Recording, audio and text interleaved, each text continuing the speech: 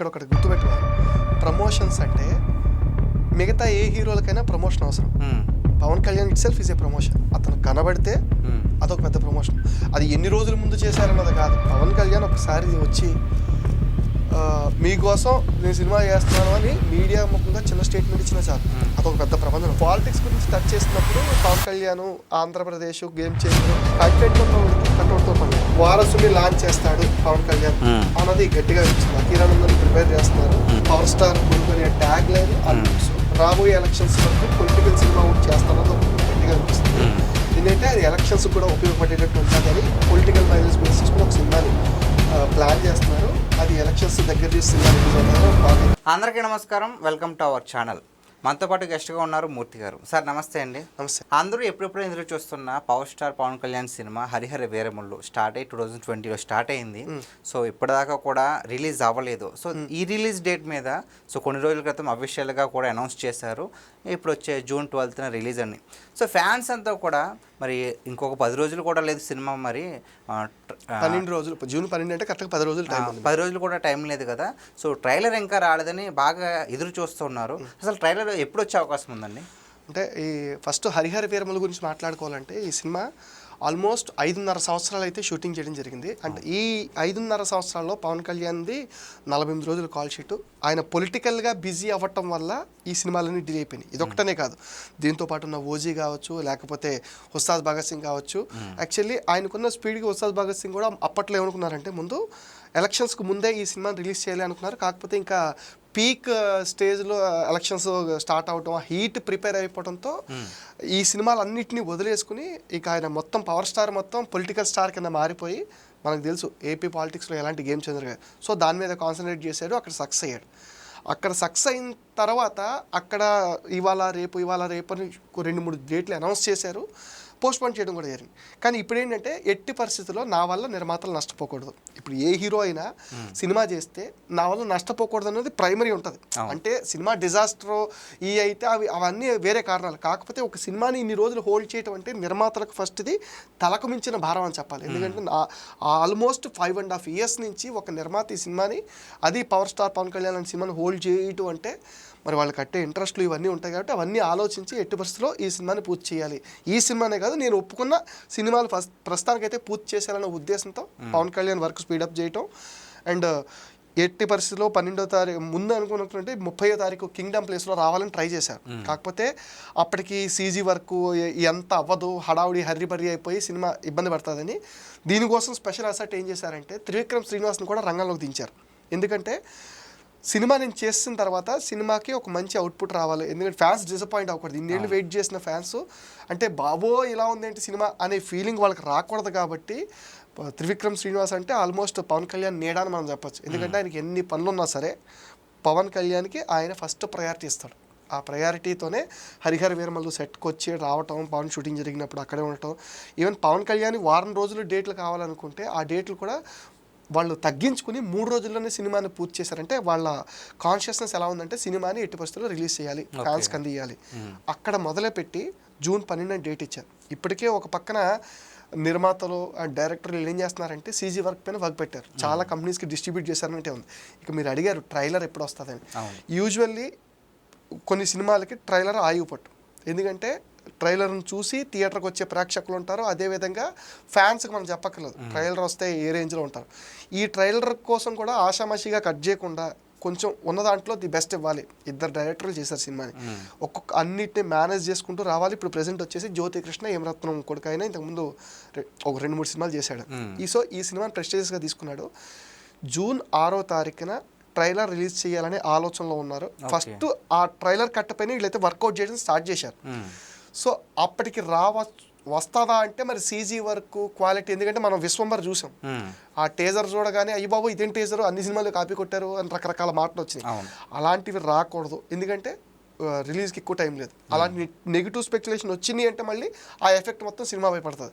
So ఎట్టి పరిస్థితుల్లో 6వ తారీఖున ట్రైలర్ రిలీజ్ చేయాలని కంకణం కట్టుకున్నారు. దాని మీద ఇప్పుడు వర్కౌట్ చేస్తున్నారు. ఆల్మోస్ట్ సినిమాకి సంబంధించిన లైన్అప్ కావచ్చు, డబ్బింగ్స్ కావచ్చు అన్ని సెట్ చేసేసుకున్నారు. జస్ట్ CG వర్క్ మీద వీటి మీద వర్కౌట్ చేస్తున్నారు. 6వ తారీఖున ఎట్టి పరిస్థితుల్లో టీజర్ వస్తుంది. ఇన్ కేసు కనుక మిస్ అయితే 8వ తారీఖున అంటున్నారు, కానీ 8వ తారీఖున అయితే రిలీజ్ చేయరు, ఎందుకంటే అప్పటికి 4 రోజులే సినిమా రిలీజ్ ఉంటుంది. సో బజ్ క్రియేట్ అవ్వాలంటే అన్ని భాషల్లో కొద్దిగా ట్రైలర్ మా సినిమా వస్తుంది, ట్రైలర్ అంటేనే అది కదా నా సినిమా ఇది అని చెప్పడం. 6వ తారీఖున ట్రైలర్ ఎట్టి పరిస్థితుల్లో రిలీజ్ చేస్తారు. ఓకే. సో మరి సినిమాకి ఆయువు పట్టు లాంటిది ఏంటంటే ప్రమోషన్స్. సో మరి ఈ సినిమాకి అంతగా ప్రమోషన్స్ అనేది పెద్దగా జరగట్లేదు, అది అందరికీ తెలిసిందే. ప్లస్ ఇంకొకటి ఏంటంటే ప్రమోషన్స్ చేసేంత టైం కూడా పవన్ కళ్యాణ్ గారికి లేదు. ఎందుకంటే మీరు ఇక్కడ ఒకటి గుర్తుపెట్టుకోవాలి, ప్రమోషన్స్ అంటే మిగతా ఏ హీరోలకైనా ప్రమోషన్ అవసరం. Pawan Kalyan itself is a promotion. Okay. అతను కనబడితే అదొక పెద్ద ప్రమోషన్.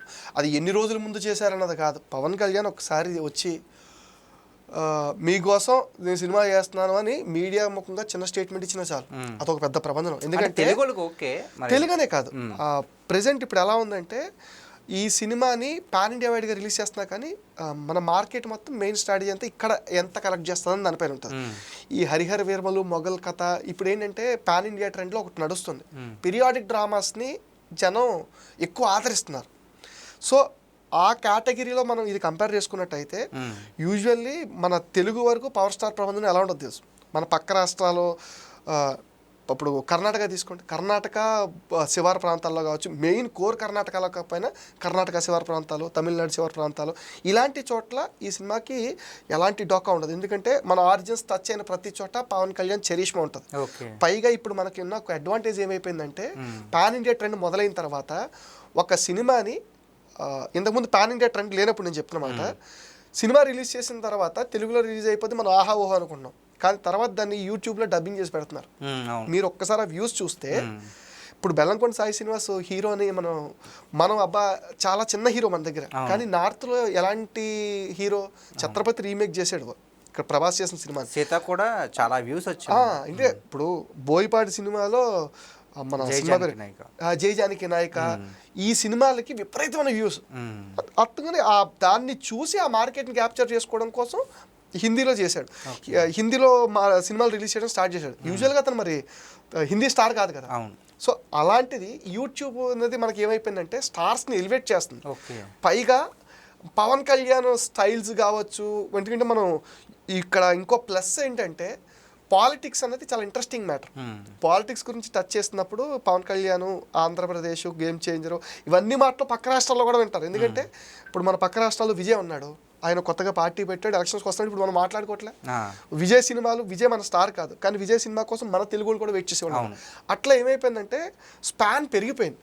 ఒకప్పుడు ఇది తెలుగు, ఇది తమిళ్, ఇది హిందీ అని బార్గేట్స్ ఉండే, ఇప్పుడు అయిపోయినాయి. దాన్ని చెరిపేయడానికి యూట్యూబ్ కూడా పెద్ద ప్లాట్ఫామ్ అయిపోయింది.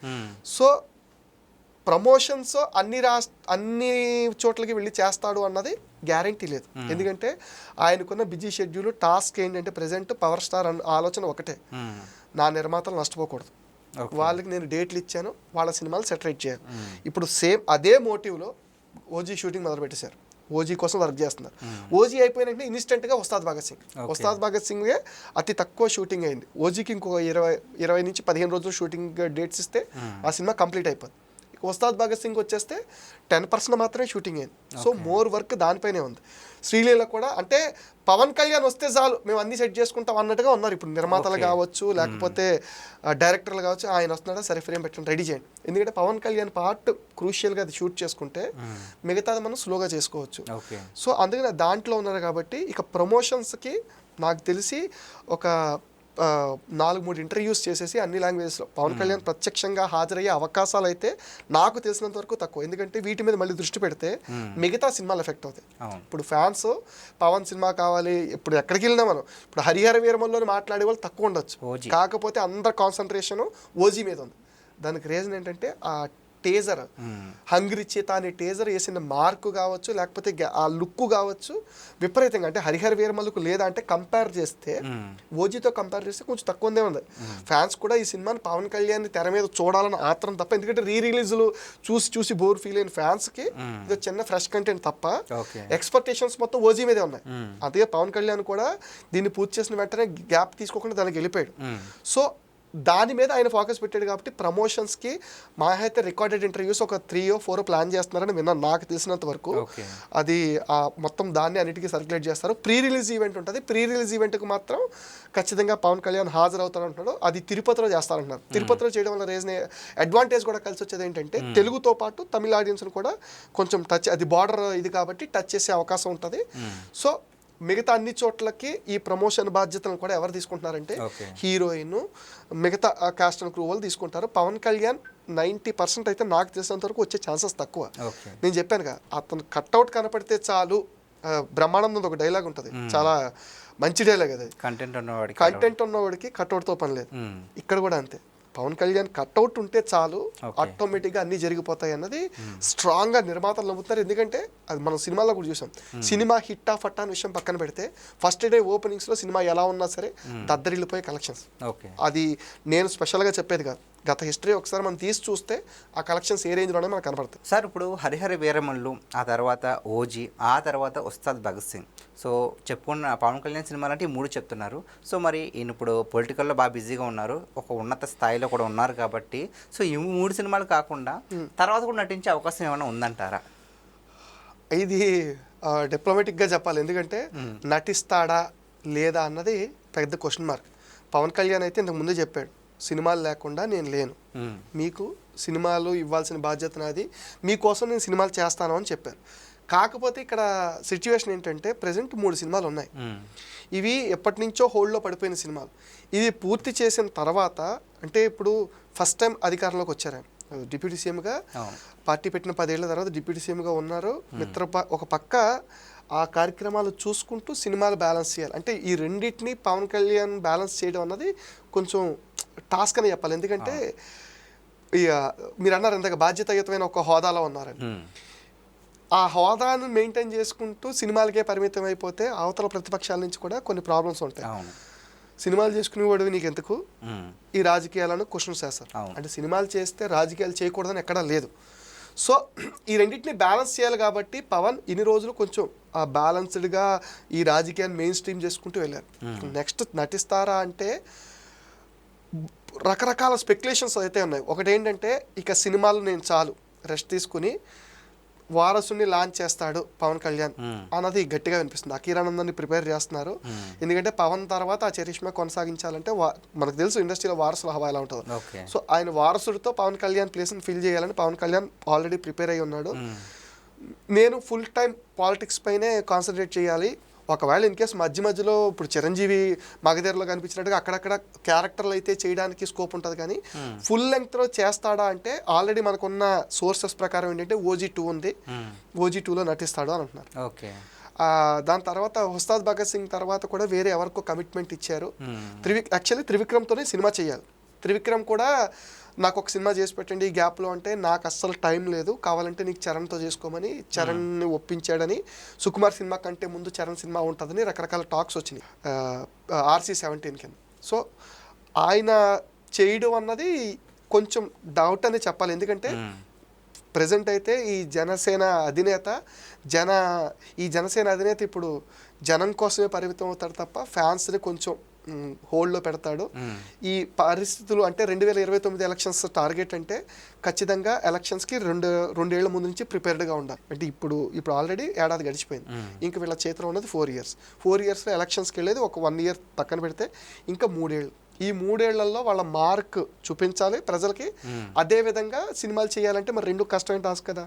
సో ఇప్పటివరకు ఉన్నాయి ఒప్పేసుకున్న తర్వాత క్లియర్ అయిపోతే స్లోగా అంటే బడ్డెన్ లేకుండా ఫ్రీగా చేసే అవకాశం అయితే ఈ రాబోయే ఎలక్షన్స్ వరకు పొలిటికల్ సినిమా అవుట్ చేస్తాడన్నది ఒకటి గట్టిగా వినిపిస్తుంది. ఎందుకంటే అది ఎలక్షన్స్కి కూడా ఉపయోగపడేటట్టు ఉంటుంది అని పొలిటికల్ మైలేజ్ బేస్ చేసుకుని ఒక సినిమాని ప్లాన్ చేస్తున్నారు. అది ఎలక్షన్స్ దగ్గర చేసి సినిమా రిలీజ్ అవుతుందని ఒక టాక్ అయితే వినిపిస్తుంది. వస్తే ఆ సినిమా వస్తుంది. కానీ కమర్షియల్ సినిమాల్లో అయితే ఇంకా పవన్ కళ్యాణ్ మనం ఊహించడం కష్టమనే చెప్పాలి. ఎందుకంటే ఇప్పటికే మనం చూసాం ఆయనకి డేట్లు కుదరక హరిహర వీరమల్లు కోసం 5 ఏళ్ళు పట్టింది. 48 రోజులు ఆయన కాల్ షీట్ అందులో వర్క్ చేసింది. సో దీనికి ఎంత డిలే అవుతుంటే నిర్మాతలు నష్టపోతారన్న పాయింట్ ఆఫ్ వ్యూలో పవన్ కళ్యాణ్ కూడా ఎక్కువ రిస్క్ తీసుకోకూడదు. మనకి 2 పడవల మీద కాలేసి మునిగిపోవడం కంటే దేనిపై మనం నమ్ముకున్నది ఏంటి, ప్రజాసేవ చేయాలి. ఇప్పుడు సినిమాలతో ఆదరించారు, ఇది చాలు, టైం తీసుకుని చెయ్యాలి అనే ఆలోచనలో అయితే ఉన్నారు. ఓకే. సో మీరు చెప్పింది ఏంటంటే ఇక అతను రాజకీయాల్లో ఉంటూ తన కొడుకుని ప్రస్తావించే అవకాశం ఉందంటున్నారు కదా. ఒకవేళ నిజంగానే అకీరానందన్ని లాంచ్ చేస్తే కనుక మరి ఇప్పుడు పవర్ స్టార్ అంటే పెద్ద క్రేజ్ కదా మెగా ఫ్యామిలీలో. సో మరి అదే క్రేజ్ని ఇతను ఏమన్నా రాణించగలే అవకాశం ఉందంటారు? ఎవరు? అకీరానంద్. అకీరానంద్ ఇప్పుడు వారసులకి ఫస్ట్ ట్యాగ్ లైన్ ఏంటంటే పవర్ స్టార్ కొడుకు, చిరంజీవి కొడుకు. ఇదే పెద్ద ట్యాగ్. ఆ బేస్ సరిపోతుంది. ఎందుకంటే ఆ ఫ్యాన్ బేస్ మొత్తం వీళ్ళని సపోర్ట్ చేస్తుంది. తర్వాత ఎలా నిలబెట్టుకుంటారు అన్నది వాళ్ళ మీద ఆధారపడుతుంది. ఇప్పుడు రామ్ చరణ్ తీసుకోండి, ఫస్ట్ సినిమాకి చిరంజీవి కొడుకు కింద పూరి జగన్నాథ్ లాంచ్ చేశాడు. డాన్సులు బాగా చేశాడు, ఫైట్లు బాగా చేశాడు. ఫస్ట్ సినిమాకి అందరికీ ఇది ఇస్తారు, ఈ క్రెడిట్స్ ఇస్తారు. మా హీరో అబ్బాయి సూపర్ చేసాడు, డాన్స్ చూసావు, ఫైట్ ఎలా ఉంది అంటే వాళ్ళ సినిమా తాలూకు రిఫరెన్స్లు కూడా ఎక్కువ ఉంటాయి. ఇప్పుడు అడవిలో ఫైట్లు తీసుకుంటే చిరుత సినిమాలో ఈ మొత్తం ఖైదీ సినిమాని ఇన్స్పైర్ చేసినట్టే ఉంటుంది. ఆ కాస్ట్యూమ్ కావచ్చు, లేకపోతే ఈ బ్యాంకాక్ కొన్ని సీన్లు కావచ్చు, ఇవేంటంటే యాసిస్ చిరంజీవిని రీప్లేస్ చేసినట్టు ఉంటుంది. దాని తర్వాత వాళ్ళ క్యాలిబర్ ఏంటి అన్నది. ఇప్పుడు రామ్ చరణ్ గురించి రంగస్థలం ముందు వరకు ఎవరో పెద్దగా మాట్లాడలేదు, చిరంజీవి వారసుడిగానే ఉన్నారు. కానీ రామ్ చరణ్ ఏం చేశాడు, నా మార్క్ నేను చూపించాలి అంటే చెట్టు పేరు చెప్పి కాయలు అమ్ముకోలేము. ఇప్పుడున్న వారసులు అందరూ అంతే. అక్కినేని వారసత్వంగా వచ్చిన నాగార్జున కావచ్చు, లేకపోతే నందమూరి వారసుడి కింద వచ్చిన బాలయ్య కావచ్చు, ఇనీషియల్ బేస్ వరకు మాత్రం వాళ్ళ బ్యాక్గ్రౌండ్ ఉపయోగపడుతుంది. తర్వాత వాళ్ళు ప్రూవ్ చేసుకోవడం కోసం వాళ్ళు తీసుకునే స్టెప్స్ ఇవన్నీ వాళ్ళని ఎక్కడో పెడతాయి. అకీరానందన్ కూడా అంతే, అనుమానమే లేదు. ఎందుకంటే ఆ కట్అవుట్ ఫస్ట్ ఏంటంటే ఆ కట్అవుట్ ఉంది, ఆ కట్అవుట్కి ప్లస్ దానికి పవర్ స్టార్ కొడుకు అనే ట్యాగ్ లైన్, ఆ లుక్స్ ఆటోమేటిక్గా ఫ్యాన్స్ యాక్సెప్ట్ చేయటం మలుచుకుంటాం అయితే జరుగుతుంది, నో డౌట్ అందులో. Okay, thank you sir. Thank you.